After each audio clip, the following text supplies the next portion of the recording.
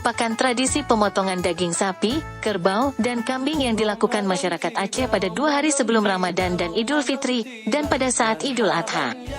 Ramadan marhaban ya Ramadan marhaban ya Ramadan marhaban ya Ramadan.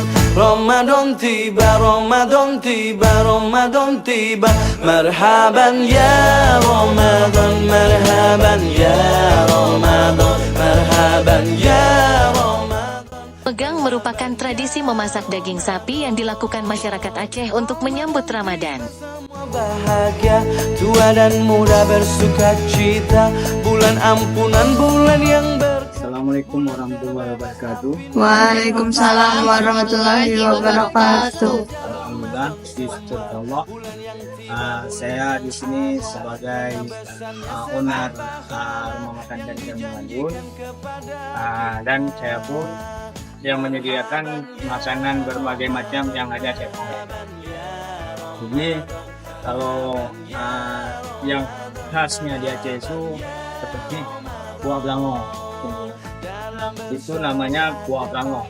Kenapa dikatakan kuah belango? Karena kalau tradisi di Aceh itu di saat megang orang masaknya di kuali besar.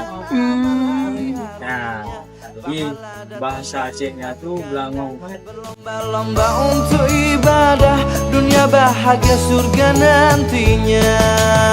Ramadan tiba, Ramadan tiba, Ramadan tiba.